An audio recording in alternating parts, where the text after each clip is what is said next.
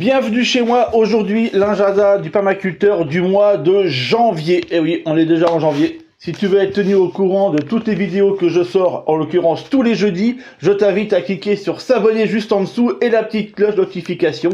Comme ça, tu seras mis au courant et tu ne louperas aucune des vidéos que je mets en place. Janvier est arrivé, alors tu vois, bon, comment t'expliquer, la luminosité n'est pas encore à son apogée. En plus là, bon, j'ai plus du tout de lumière ce matin. Il a pas fait, en fait, il a plu, tu vois, toute la semaine quasiment en continu. Ce qui fait que mon panneau, il marche quasiment pas, quoi. J'ai pas assez d'électricité. Donc bref, voilà, c'est pas la raison pour laquelle j'ai une lampe sur le côté. Sinon, j'ai pas assez de lumière pour faire la vidéo. En plus, ça répond à une question qui m'avait été posée dans les commentaires en me demandant si c'était un décor, cette lampe, ou si c'était pour faire short, tu vois, ou si elle fonctionnait réellement. Voilà, tu l'as en action. Elle fonctionne réellement. Je sais que sur Internet, il y en a beaucoup. Enfin, c'est de rigueur de s'inventer une vie. Bon, là, tu vois, voilà, ça montre en tout cas, ou démontre qu'il n'y a pas que des gens qui s'inventent des vies, il y a aussi des gens qui vivent réellement une vie. En tout cas, la vie dont il parle. Notre agenda va être assez simple parce que janvier, on est un petit peu sur une redite de ce qui s'est passé en décembre. Il n'y a pas énormément de choses. Malgré tout, il y a des petits éléments que je vais te rappeler. Et puis aussi d'autres que tu peux éventuellement commencer à mettre en place. Mais encore une fois, tout dépend de l'endroit où tu te situes et plus précisément de la région dans laquelle tu es. En toute logique, il te reste pas mal de choses au potager. Moi, c'est encore le cas. Donc, pour te dire tout ce qui est laitue d'hiver, celle qui reste pour tout l'hiver en terre, en définitif, j'en ai encore. Logiquement, bon, cette année, ça va, parce que l'hiver était un peu précoce, malgré tout. Il m'en reste encore, j'en ai à peine pris la moitié, donc il m'en reste quand même pas mal. Tout ce qui est scaroles et chicorées scaroles, bah, elles peuvent encore être récoltées, s'il en reste. Et si tu as mis des endives à forcer, alors que ce soit des endives à forcer en cave ou en pleine terre, tout dépend de la technique que tu as utilisée, et ben en toute logique, bon, c'est encore le moment, enfin tu peux encore en avoir, en ayant pris en amont le temps de pouvoir en mettre la quantité suffisante pour aller jusqu'à la date fatidique que tu t'es fixée. Il y a d'autres légumes qui se récoltent à cette période-là, c'est tout ce qui va être les salsifis. Alors je sais, c'est pas tip top, hein, c'est pas les légumes que l'on adore. En tout cas, les enfants, quand tu mets ça à table, c'est pas forcément le truc qu'ils apprécient. Mais bon, malgré tout, c'est un légume qui est un légume d'hiver, en l'occurrence. Et les topinambours sont aussi un légume d'hiver. J'en fais un petit peu, je fais pas énormément, mais c'est vrai que j'aime bien faire ça aussi. Je trouve que c'est des légumes qui sont assez faciles en définitive à cultiver. Et pour pouvoir après d'une année sur l'autre les remettre en place, c'est pas très complexe. C'est un peu comme la pomme de terre en définitive. Et puis les grands classiques de l'hiver, hein, bah, les choux qui sont encore en terre. Et puis les carottes qui ont toute logique. Alors soit elles sont en terre selon, comme d'habitude, si elles sont adaptées au froid, ou alors bah, les carottes de conservation, si c'est des carottes que tu as retirées et que tu as mis en cave. Si tu l'as pas encore fait, tu peux toujours tailler tout ce qui est petits fruits, tu sais, c'est les groseilles, les cassis, les framboisiers, tous ces trucs-là, c'est encore faisable. Et puis bien entendu, bah, tous les arbres fruitiers sont encore, on peut encore les tailler en toute logique. Alors on dit toujours c'est à partir de la Sainte-Catherine qu'on commence les choses. C'est vrai, en même temps, c'est un dicton, et comme beaucoup de dictons, en définitif, ils ont leur sens et leur valeur. Pour ma part, j'attends toujours, tu comprends que j'ai envie de te dire quasiment la dernière feuille sur un arbre soit tombée pour me dire, ok, c'est bon, je peux éventuellement faire une taille. Encore une fois, si nécessité, parce que quand on est sur des tailles régulières, en définitive, t'as pas forcément besoin de les tailler tous les ans, hein, mais parfois c'est le cas, tu vois, c'est assez variable. Et là, tu peux encore le faire. Alors janvier, tu peux le faire, février. En fin de compte, là où tu peux plus, c'est à partir du moment où la sève remonte. Bah en fait, j'ai envie de te dire quasiment, c'est très variable d'une région à l'autre. Mais quand tu sens que les bourgeons commencent à réapparaître, c'est que la sève va remonter tout simplement. Et là, en toute logique, on le fait plus. À partir du moment où la sève est complètement redescendue, jusqu'au moment où la sève remonte. Voilà. Bien sûr, les mangeoires à oiseaux, elles restent toujours en place pour moi. C'est-à-dire tout ce qui va être mangeoire et abreuvoir, c'est important les deux parce que souvent on se dit ouais mais on met des graines aux oiseaux mais on oublie de leur donner à boire. En toute logique, si tu as des barres dans ton jardin ou d'autres endroits, tu vois des nappes d'eau qui sont restées, ça peut être une rivière qui passe, quelque chose comme ça, les oiseaux trouveront toujours à boire. Si t'as rien du tout, là par contre, ouais, essaie de mettre un petit abreuvoir. Il y a des choses toutes simples, hein, ouais, je sais pas trop comment te donner ça, mais un récipient, tu vois, une vieille casserole, enfin un truc quand même qui est un peu, enfin si ça gèle dehors, que l'eau soit pas trop gelée, tu vois. Enfin, pas un petit truc qui va geler rapidement, au moins quelque chose d'assez vaste qui va faire que l'eau va pouvoir quand même, sur les côtés, permettre à l'oiseau de pouvoir boire s'il a besoin. Mais c'est important aussi, tu vois, on donne des graines, ok, mais il faut aussi donner à boire. C'est quelque chose que je fais régulièrement, c'est de vérifier l'état de conservation de ce que j'ai en termes de légumes. Pour mémoire, pour te rappeler un petit peu l'idée, c'est en toute logique, il y a des légumes que tu peux laisser en terre parce qu'ils sont adaptés, et puis d'autres, bah, un peu moins, et si tu les laisses en terre, ils vont pourrir. Donc c'est pour ça qu'on les retire et qu'on les met ce qu'on appelle en jauge, en cave. Après, ça dépend le système de conservation qu'on a. Malgré tout, c'est pas parce qu'on les a mis en conservation. Alors une jauge, ça peut être un trou dans la terre qui est isolé, ou alors ça se fait des fois avec les vieux cylindres de machine à laver.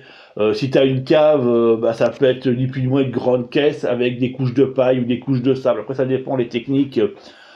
Et utilisées essentiellement par rapport aux légumes, parce que les légumes racines, moi je les mets plutôt dans du sable, et les fruits, je vais les mettre plutôt dans de la paille, tu vois, un petit peu, voilà, ça va varier selon selon ce que l'on veut mettre. Et c'est pas parce que je les ai mis en conservation qu'il faut se dire, bah tiens, je vais aller les chercher que de temps en temps sans les vérifier. Faut malgré tout y jeter un œil régulièrement de manière à voir si dans le lot t'en as pas un qui commence à pourrir, parce que si c'est le cas puis tu t'en rends compte longtemps après, ça peut contaminer, enfin tu comprends bien qu'à un moment donné tu peux tout perdre. Donc c'est pas, enfin pour moi en tout cas je pense que c'est important d'aller vérifier ça, surtout pour les fruits d'hiver, tu vois, ceux qui sont mis en conservation pour l'hiver. En tant des variétés de pommes qui sont très bien adaptées pour la conservation d'hiver, bon, généralement elles partent assez vite, hein. Moi c'est mon cas, hein. Clairement tout ce qui est pommes, poires d'hiver, je te cache pas que là j'en ai plus, c'est fini, hein. Bon, en même temps elles sont pas forcément adaptées pour maintenir jusqu'en avril. Mais par contre au niveau des légumes j'en ai encore, et c'est vrai que j'essaie régulièrement d'y jeter un œil, jeter un œil sur les carottes, jeter un œil aussi sur les betteraves, jeter un œil aussi sur les radis noirs, enfin tu comprends un peu, voilà, genre de choses comme ça que je vais de temps en temps les vérifier. Puis s'il y en a un ou deux qui est pourri, ou qui commence à pourrir, ou qui montre des signes qu'il peut pourrir, je l'enlève rapidement de manière à ce qu'il n'y ait pas de problème. Surtout pour les légumes racines dans lesquels tu les mets dans du sable. Vérifie aussi que le sable est encore humide. Et ne fais pas l'erreur de vouloir humidifier le sable, tu comprends, avec un arrosoir, machin comme ça. Faut y aller vraiment de manière très prudente parce que tu risques de humidifier vachement le dessus et pas le dessous. Enfin, faut faire super attention à cette histoire-là. C'est loin d'être simple la conservation dans le sable. Faut vraiment faire ça de manière méthodique pour pas créer tu vois, trop d'eau d'un coup. Enfin bon, bref, c'est assez complexe à gérer. C'est pour ça qu'il faut y aller vraiment tout en douceur. Quand tu dois réhumidifier un sable, vas-y avec à la limite les tout petits arrosoirs à bec fin là, mais tranquille, tu vois, voire même plusieurs jours d'affilée, en vérifiant bien que l'ensemble de l'eau est bien descendu. Enfin, faut y aller vraiment. Enfin, tu vois, c'est un petit peu comme quand tu fais de la pâtisserie, il faut y aller tranquille, quoi. C'est aussi le bon moment pour prélever. Alors, je sais qu'en permaculture, c'est pas quelque chose. Il y a plusieurs écoles, c'est comme tout. Tu vois, il y a l'école de ceux qui diront non, ça on doit pas le faire. Il y a ceux qui diront ouais, on va dire qu'on tolère l'histoire, puis d'autres qui disent on s'en fout, on le fait quand même. Tu vois. Là, je te parle du fait de greffer les arbres. En tout cas, d'avoir des greffons pour pouvoir greffer les arbres. Alors, moi, je te cache pas que j'ai une tendance à dire que je préfère des arbres non greffés. Je vais pas dire que je suis contre le greffage, c'est pas ça, mais c'est que je préfère les arbres non greffés à des arbres greffés. Alors dans l'absolu, trouver des arbres non greffés, c'est l'idéal. Maintenant, faut pouvoir le trouver, tu vois, faut pouvoir et c'est de moins en moins facile. Et puis, tu as toute une école au niveau des fruitiers, dans laquelle, essentiellement, tu vois, au niveau des pépiniéristes, qui expliqueront que les arbres greffés, c'est pas pour rien qu'ils sont greffés, ça permet d'avoir des résistances à des maladies, à des machins. Bon, c'est essentiellement, tu comprends bien, l'arbre greffé, c'est essentiellement par rapport, soit de la conservation, soit une qualité, enfin une quantité de sucre présent dans le fruit. Bon, c'est essentiellement gustatif en définitif, et puis derrière, tu as aussi ces fruits de maladies. Bon. Mais c'est essentiellement gustatif, c'est-à-dire que si tu prends un pommier sauvage, la pomme, elle est très acide en définitif, elle n'est pas forcément... Enfin après, j'ai envie de te dire, c'est des questions d'habitude, parce que si tu es habitué à manger de la pomme sauvage, à un moment donné, tu vas être habitué, enfin tu comprends. C'est des questions d'habitude. C'est juste que nous, on est tellement habitués à manger des fruits qui sont issus, tu vois, pas de modification, mais en cas d'amélioration, qu'ils sont à certains goûts que tu peux pas retrouver dans des fruits non greffés. Donc du coup, c'est une sorte de tu vois, de logique qui s'installe de un arbre fruitier, on va partir sur un arbre greffé, voilà.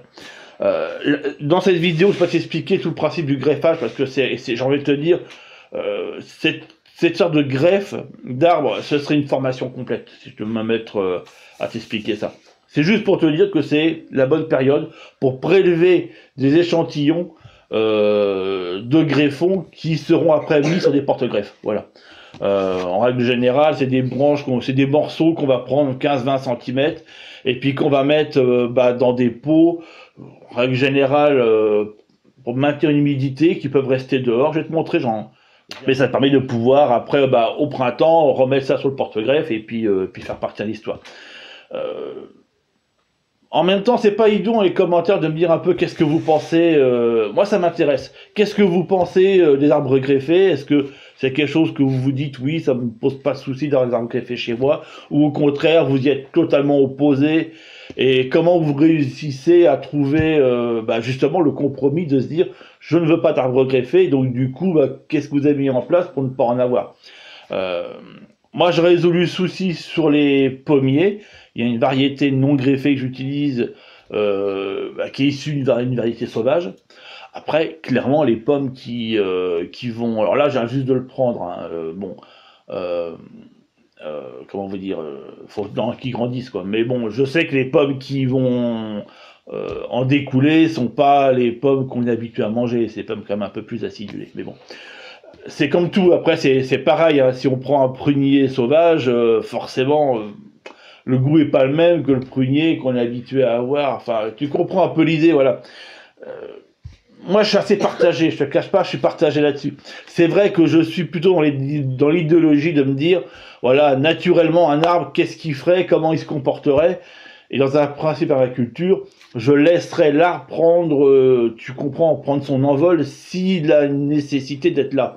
Ou s'il en a pas, il va disparaître. Enfin, moi, je suis dans ce principe-là de me dire, je laisse les choses prendre leur envol.